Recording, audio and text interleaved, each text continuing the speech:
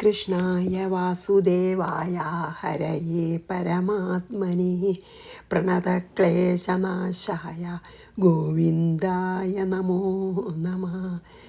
സർവമംഗളമംഗല്യേ ശിവേ സർവാർത്ഥസാധികേ ശരണ്യേ ത്രയംബകേ ഗൗരി നാരായണീ നമോസ്തുതേ. ശ്രീദുർഗായൈ നമഃ. നമ്മൾ കഴിഞ്ഞ ദിവസം 60ാമത്തെ ശ്ലോകം കഴിഞ്ഞ് നിർത്തി ഈ യുദ്ധം തന്നെ കണ്ടിന്യൂ ചെയ്യണം കേട്ടോ. അപ്പോൾ നമുക്കതും നമ്മളെ മനസ്സിൽ ഭഗവതി നമ്മുടെ പ്രതികൂല വിചാരങ്ങളെയൊക്കെ അകറ്റാന്ന് വിചാരിച്ചിട്ടില്ലെങ്കിൽ നമുക്ക് എന്തൊരു വയലൻസാണ്, ഇത് മുഴുവൻ യുദ്ധമാണ്, അങ്ങനെയൊക്കെ നമുക്ക് വേറെ തരത്തിലുള്ള നെഗറ്റീവ് ചിന്ത വരും. അപ്പോൾ അത് വരാതിരിക്കാൻ ഓരോ ശ്ലോകം ചെല്ലുമ്പോഴും ഇത് ശരിക്കും നമ്മുടെ മനസ്സിൽ ഭഗവതിയും നമ്മുടെ മനസ്സിലേക്ക് നുഴഞ്ഞു കയറുന്ന പ്രതികൂല വാസനകളും കൂടിയിട്ടുള്ള യുദ്ധമാണ് എന്ന് തന്നെ നമ്മൾ ശരിക്കും സങ്കല്പിച്ചിട്ട് നമുക്ക് പോവാം.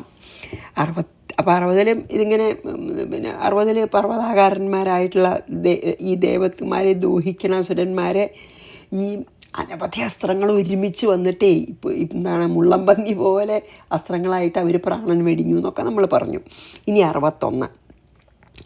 കേഷാംചിത് ബാഹവച്ഛിന്നാ ഛിന്നഗ്രീവാസ്തഥാ പരേ ശിരാംസി പേതുരന്യേഷാ മന്യേ മധ്യേ വിദാരിതാഃ. എന്താണ് ദേവിയുടെ ആ യുദ്ധത്തിൻ്റെ വൈദഗ്ധ്യം പറയണം കേട്ടോ. എത്ര സ്കിൽഫുള്ളി ഷീസ് ഫൈറ്റിംഗ് എന്ന് പറയണം. അത്ഭുതമല്ലല്ലോ. ഭഗവതിക്ക് പറ്റാത്ത എന്താണുള്ളത്? എന്താ പറയണ? കേഷാം ചിത് ബാഹവഹ ഛിന്നാഹ.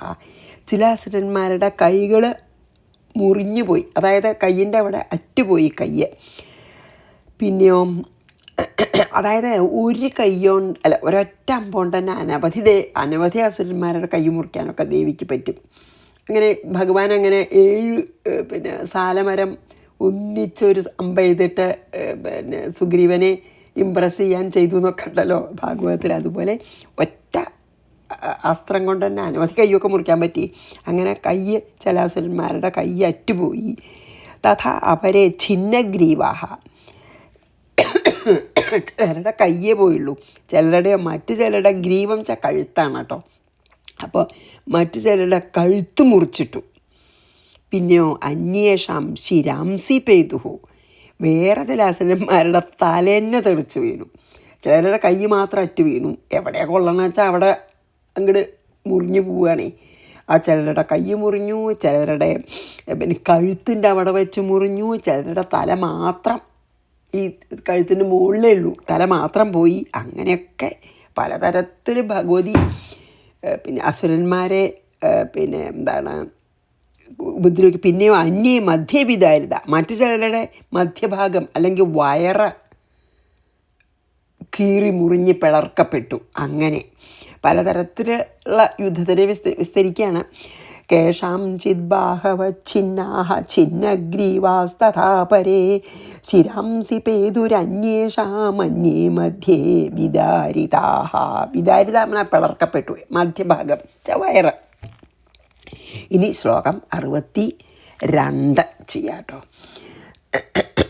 വിച്ഛിന്ന ജംഘ്വാസ്ത്വപരേ പേതുരുർവ്യം മഹാസുരാഃ ഏകബാഹ്വക്ഷിചരണാഃ കേചിദ് ദേവ്യാ ദ്വിധാ കൃതാഃ.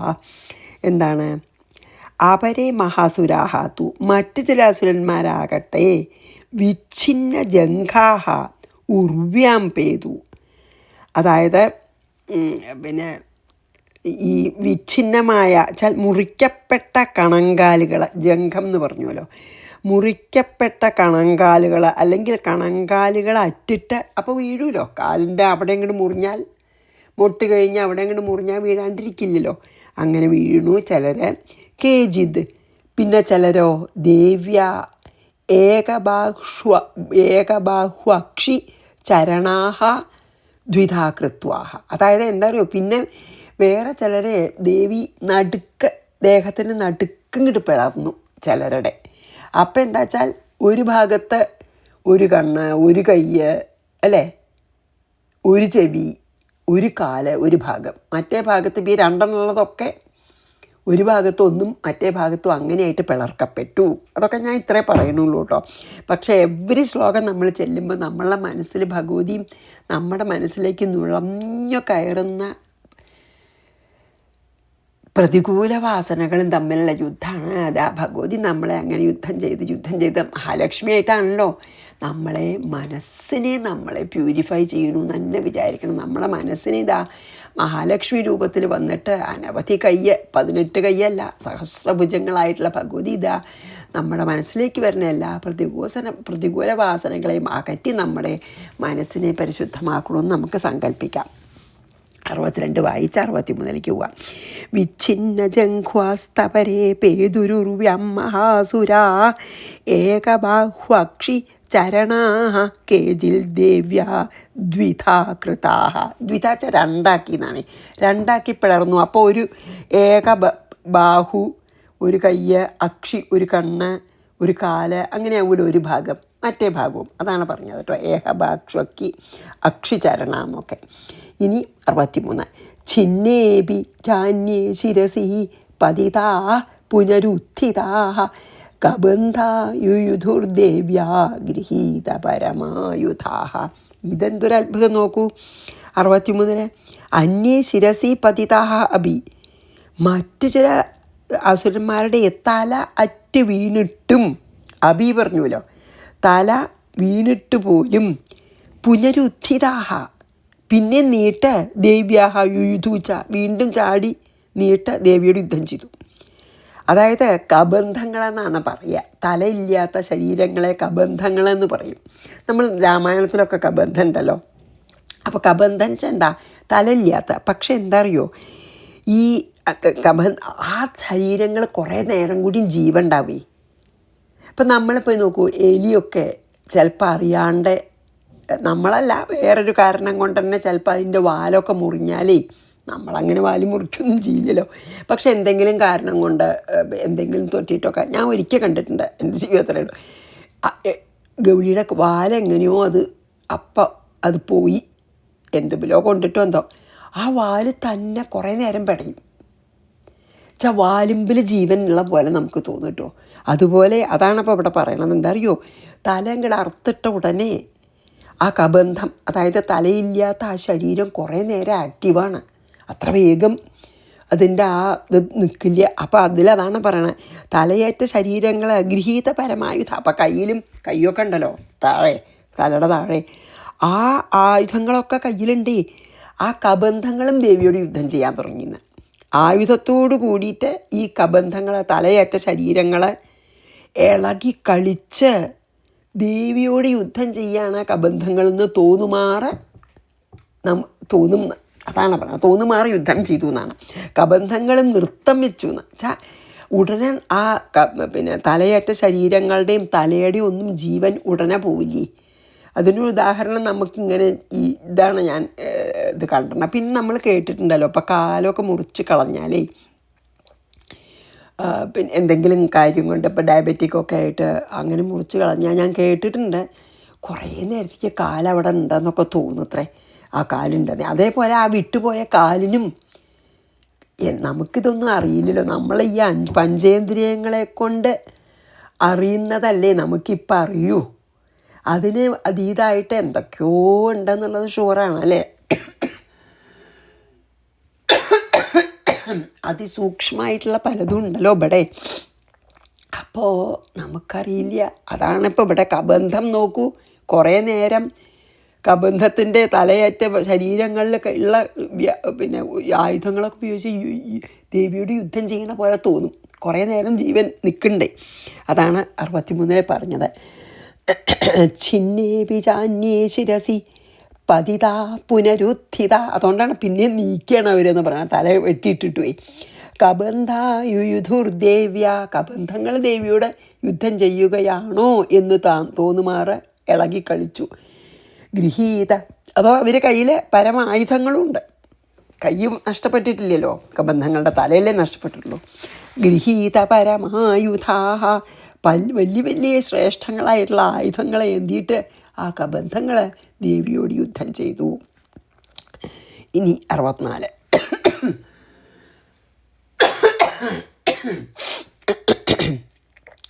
നിർദുശ്ചാപരേ തത്ര യുദ്ധേ തൂര്യലയാശ്രിതാഃ കബന്ധാശ്ചിന്നശിരസ ഖൽഗശസ്തൃഷ്ടിപാണയഃ.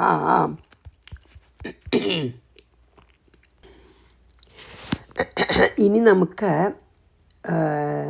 64. നിർദുശ്ചാപരേ തത്ര യുദ്ധേ തൂര്യലയാശ്രിതാഃ കബന്ധാശ്ചിന്നശിരസ ഖൽഗശസ്തൃഷ്ടിപാണയഃ. ഇനി 64 എന്താണ്? അപരേ ഛിന്നശിരസാഹ കബന്ധാഹ. തല അറ്റുപോയ വേറെ ചില അസുര ശരീരങ്ങൾ ഖൽഗശസ്തൃഷ്ടിപാണയ, വാള്, ശക്തി പറഞ്ഞ വേല്, പിന്നെ 2 തരം ഇരുതല മൂർച്ചുള്ള വാള്, ഹൃഷ്ടി അതാണത്രേ. അതായത് ഖൽഗം, ശക്തി, ഹൃഷ്ടി. ഹൃഷ്ടിച്ച ഇരുതല മൂർച്ചുള്ള വാള്, അതൊക്കെ കയ്യിൽ പിടിച്ച് തൂര്യലയാശ്രിതാഹ, ഈ കബന്ധങ്ങളെ പറയണ കേട്ടോ, തലയേറ്റ ശരീരങ്ങളാണ് പറയണേ. തൂര്യലയാശ്രിതാഹാച്ച. തൂര്യലയാശ്രിത പറഞ്ഞാൽ എന്താ? ഈ ഭൂതഗണങ്ങൾ പിന്നെ പരിമ്പറ കൊട്ടിയെന്നൊക്കെ നമ്മൾ ഇതിനു മുമ്പ് വായിച്ചല്ലോ അല്ലേ. അപ്പം ഈ ഭൂതഗണങ്ങൾ മുഴക്കണ വാദ്യം, തൂര്യം വാദ്യമാണ്. അപ്പോൾ ഈ ഭൂതഗണങ്ങൾ മുഴക്കണ വാദ്യവും പെരുമ്പറയും മൃദംഗം എന്നൊക്കെ നമ്മൾ പറഞ്ഞുല്ലോ അല്ലേ, അതൊക്കെ കൊട്ടുണ്ടെന്നൊക്കെ പറഞ്ഞുല്ലോ. അതിനനുസരിച്ചിട്ട് ഈ കബന്ധങ്ങൾ തത്ര യുദ്ധേ നൃദുച്ച, നൃത്തമാടി യുദ്ധം ചെയ്തു. ആര്? ഈ കബന്ധങ്ങൾ. അപ്പം ആലോചിച്ച് നോക്കുക, ആ നെഗറ്റീവ് വാസനകളെ അത്ര എളുപ്പമൊന്നുമല്ല അകറ്റാൻ. കാരണം അതിങ്ങനെ നമുക്ക് ഈ വാസനകൾ വന്നുകൊണ്ടിരിക്കുകയാണ്. കാരണം എത്രയോ ജന്മങ്ങളായിട്ട് നമ്മളെ അക്യൂമുലേറ്റ് ചെയ്തതാണ്. അങ്ങനെ എത്ര ജന്മജന്മങ്ങളായിട്ടുള്ള വാസനകളൊക്കെ പിന്നെയും വന്നുകൊണ്ടിരിക്കും. അകറ്റാൻ ശ്രമിച്ചാലും അതാണ് ഇവിടെ ഒരു സിംബോളിസം. അതായത് തലയറ്റ കബന്ധങ്ങൾ പിന്നെയും നീട്ടിട്ട് നോക്കൂ. എന്ത്? വാള്,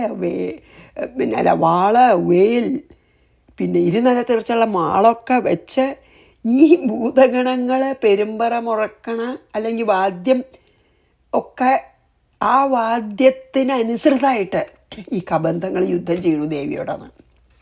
അപ്പോൾ എന്താ കല്ലേ വാസനകളുടെ ശക്തി. അതാണപ്പോൾ ഇതിൽ പറഞ്ഞത്. എന്തൊരു അത്ഭുതമല്ലേ. ആ കബന്ധങ്ങളാണ് കേട്ടോ തലയേറ്റ ശരീരങ്ങൾ ചെയ്യണമെന്ന്. നനുദുശ്ചാപരേ തത്ര യുദ്ധേ തൂര്യലയാശ്രിതാഹ, അതായത് ഘോഷങ്ങളെ അനുസൃതമായിട്ട് കബന്ധാച്ഛിന്ന ശിരസ, തലയേറ്റ കബന്ധങ്ങൾ ഖൽഗശസ്തൃഷ്ടിപാണയ, കയ്യുണ്ടല്ലോ, കയ്യിൽ ശക്തിയും വാളും ഇരുതല മൂർച്ചുള്ള ഹൃഷ്ടിയും ഒക്കെ പിടിച്ച് ദേവിയോട് യുദ്ധം ചെയ്യണമെന്നാണ് 64. 65 തിഷ്ഠതിഷ്ഠേതി ഭാഷന്തോ ദേവീ മന്യേ മഹാസുര തിഷ്ഠതിഷ്ഠേതി ചൈവോക്ത ദേവ്യാ യുയുധിരേ രണേ. ഇനി നല്ല ഇതിലെന്താ പറയുക വെച്ചാൽ, അന്യമഹാസുരാഹ, വേറെ ചില അസുരന്മാർ തിഷ്ഠ ഇതി ദേവീം ഭാഷന്ത, ദേവിയോട് പറയുക നിൽക്കുന്ന അങ്ങട ദേവിയോട് അസുരന്മാർ പറയാട്ടോ എന്ന് ദേവിയോട് പറഞ്ഞുകൊണ്ട് രണേ യുയുധിരെ യുദ്ധം ചെയ്തു. പിന്നെയോ ദേവി അസുരന്മാരോട് പറയാണ് തിഷ്ഠ ഇതി ദേവ്യ ഉക്ത, നിൽക്കെന്ന് ദേവിയാൽ പറയപ്പെട്ട. എന്താ? ദേവി ഇപ്പം അസുരന്മാരോടാ പറയണം. ആദ്യത്തേൽ എന്താ പറഞ്ഞേ? അസുരന്മാർ ദേവിയോടെ നിൽക്ക പറയുക, എനിക്ക് നിന്നോട് അത്ര വേഗം നീ പോവണ്ടെന്ന് ദേവിയോട്. അവനവൻ്റെ ശക്തി അറിയാതെ, അവർ മായാമോഹിതരാണല്ലോ, അവനവൻ്റെ ശക്തിയൊന്നും അറിയാതെ ദേവിയോട് നിൽക്ക പറയുക. അപ്പം ദേവി ഇവരോട് എന്താ പറയണത്? തിഷ്ഠ ഇതി ദേവ്യ ഉക്ത, ദേവിയാൽ പറയപ്പെട്ട. പറഞ്ഞാൽ എന്താ? ദേവി അസുരന്മാരോട് പറയാം നിൽക്ക. അന്യേ മഹാസുര ചരണേ യുധിരെ, മറ്റു ചില അസുരന്മാർ, അങ്ങനെയുള്ള അസുരന്മാരും ദേവിയോട് പൊരുതി. അതായത് ദേവി നിൽക്ക പറഞ്ഞാൽ എന്താണ്?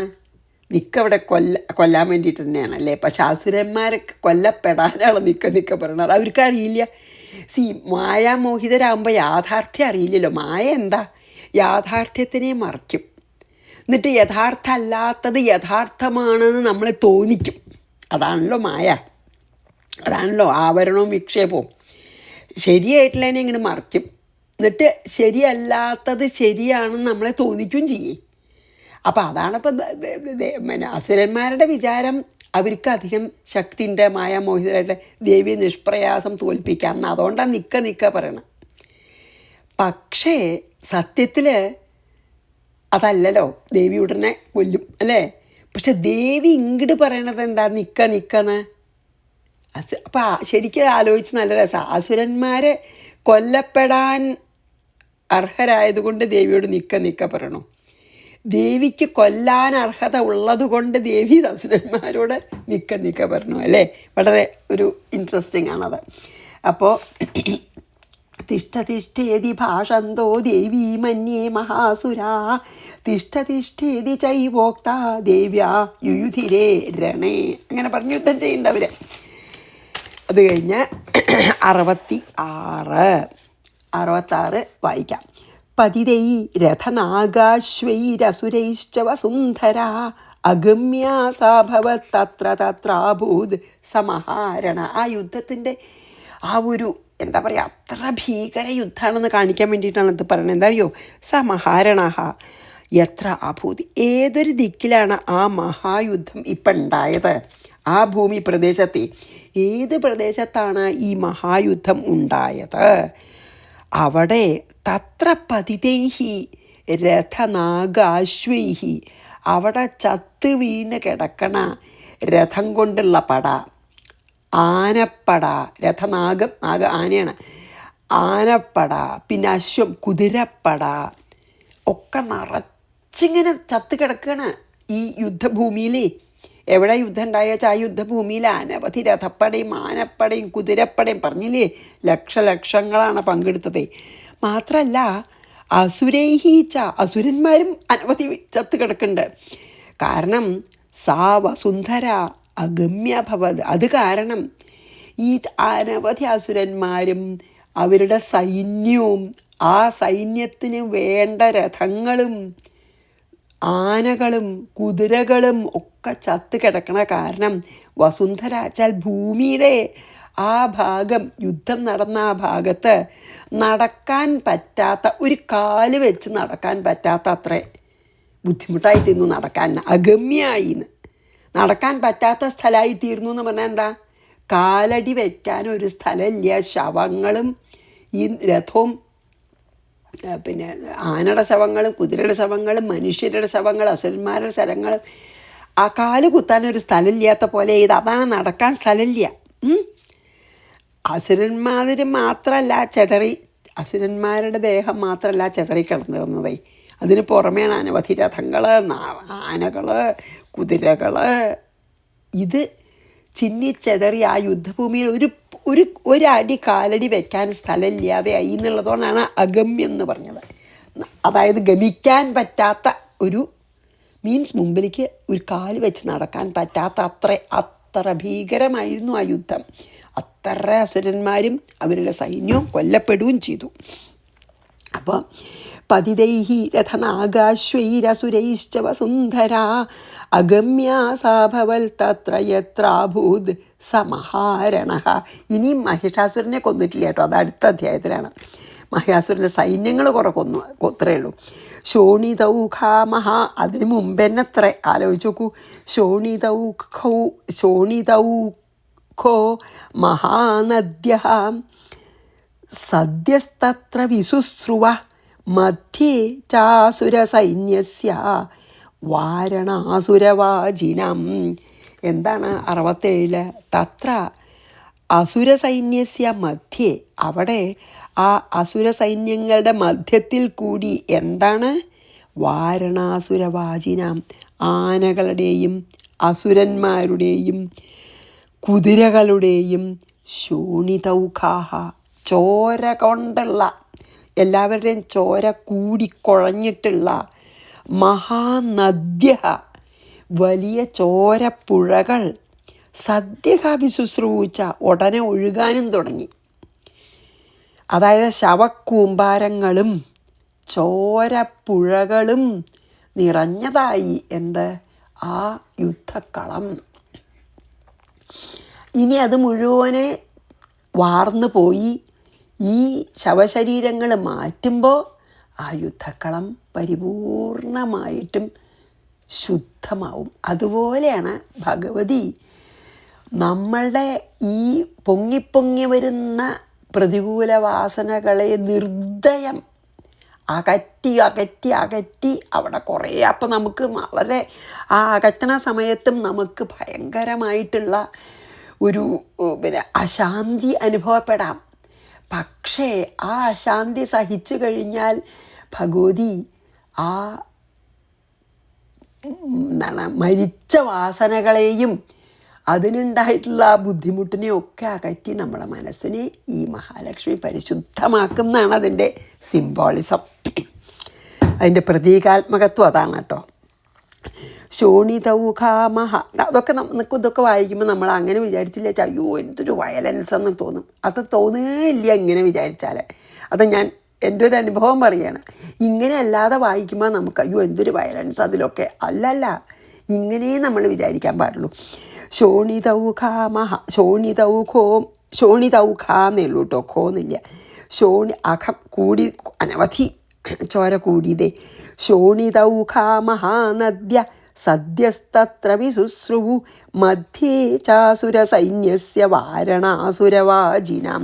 മനുഷ്യന്മാരെ മാത്രം ചോരയല്ലല്ലോ, ഈ മൃഗങ്ങളുടെയൊക്കെ ചോര ഓരോ ഭാഗമൊക്കെ മുറിഞ്ഞിട്ടേ അത് മുഴുവൻ ഒരു ചോരപ്പുഴയി. അപ്പോൾ സത്യം പറഞ്ഞാൽ എങ്ങനെയായി ആ ഒരു യുദ്ധക്കളം ശവകൂമ്പാരങ്ങളും ചോരപ്പുഴകളും നിറഞ്ഞതായി എന്നർത്ഥം.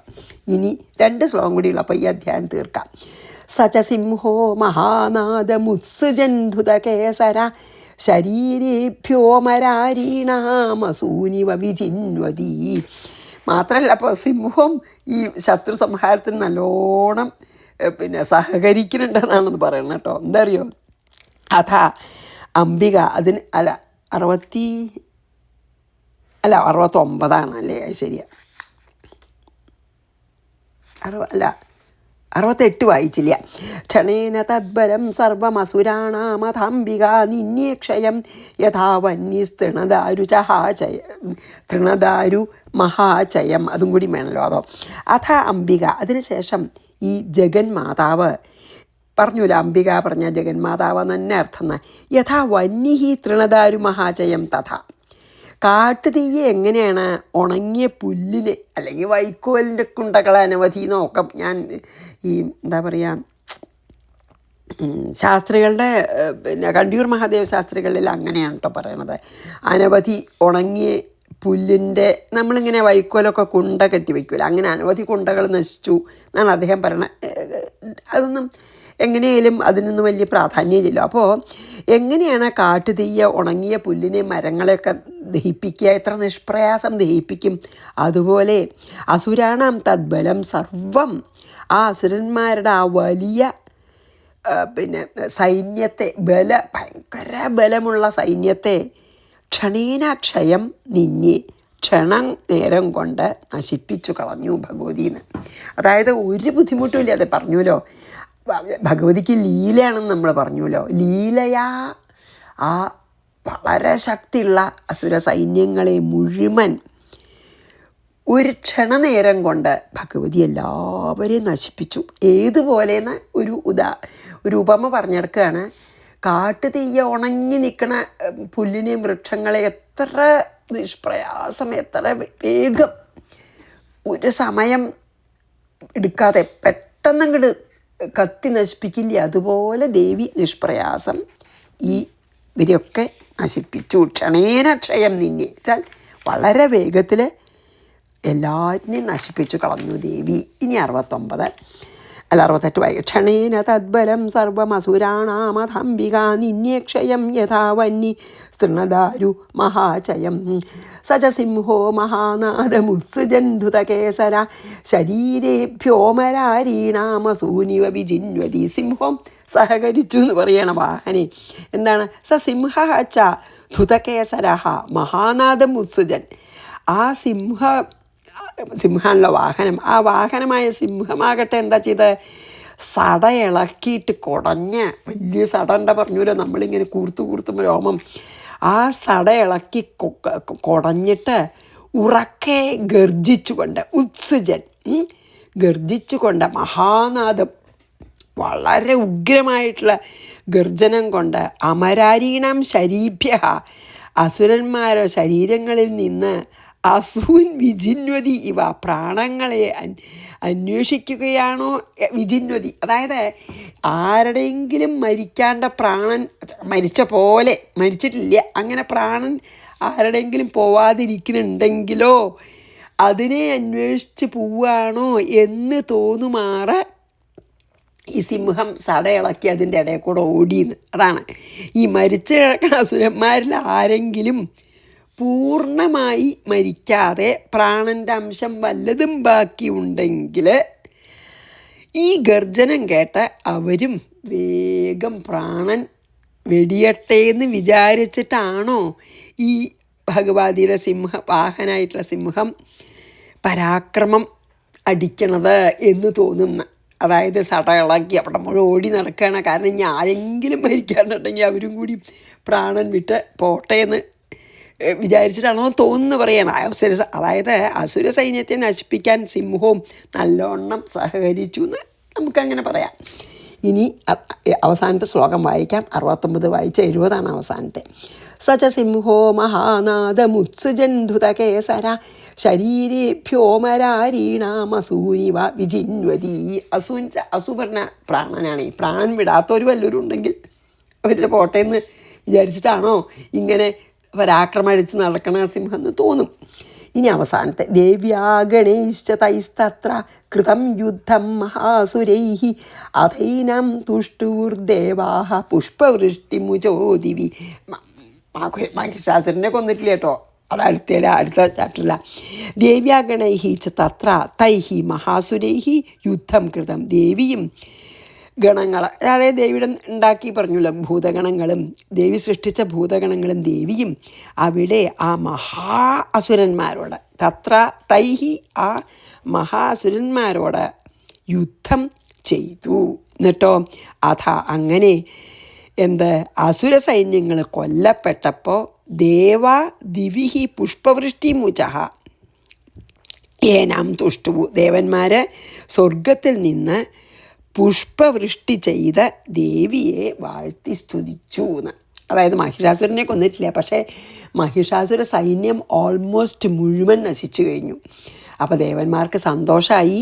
ദേവന്മാർക്കറിയാം ദേവി മഹിഷാസുരനെയും കൊല്ലുന്ന. അപ്പോൾ അവർ ആ സന്തോഷം കാണിക്കാനായിട്ട് സ്വർഗത്തിലത്തെ പൂവുകളെ കൊണ്ട് പുഷ്പവൃഷ്ടി ചെയ്ത് ദേവിയെ സ്തുതിച്ചു. അങ്ങനെ ഇപ്പോൾ ദേവിയും ഭൂതഗണങ്ങളും കൂടി സൈന്യത്തിനെ ഓൾമോസ്റ്റ് എല്ലാം കൊന്നപ്പോൾ ദേവന്മാർക്ക് സന്തോഷമായിട്ടാണ് പുഷ്പവൃഷ്ടി ചെയ്തു എന്ന് പറഞ്ഞ് ഇവിടെ അവസാനിക്കുകയാണ് സെക്കൻഡ് ചാപ്റ്റർ കേട്ടോ. മൂന്നാമത്തേത് നമുക്ക് മഹിഷാസുരനെ കൊല്ലുന്നത്. അപ്പോൾ ഇനിയും യുദ്ധമുണ്ട്, മഹിഷാസുരനായിട്ടുള്ള യുദ്ധമുണ്ട് ഇനിയും. അതായത് വളരെ ശക്തിയുള്ള വാസനയായിട്ടുള്ള യുദ്ധം. ദേവ്യാഗണൈശ്ച തൈസ്തത്ര കൃതം യുദ്ധം മഹാസുരൈഃ അഥൈനം തുഷ്ടൂർദേവാ പുഷ്പവൃഷ്ടിമുമോച ദിവി പുഷ്പവൃഷ്ടിമുചോ ദിവി. ഇതി ദേവീമഹാത്മ്യേ ദ്വിതീയോധ്യായഃ സമാപ്തഃ. അപ്പം നമുക്ക് ഇന്നിവിടെ നിർത്താം. നാളെ നമുക്ക് ഇത് ചെയ്യാം, എന്താ പറയുക, മൂന്നാമത്തെ അധ്യായം തുടങ്ങാം. ശ്രീകൃഷ്ണാർപ്പണമസ്തു. സർവത്ര ഗോവിന്ദനാമ സങ്കീർത്തനം. ഗോവിന്ദ ഗോവിന്ദ. ശ്രീ ദുർഗായൈ നമഃ.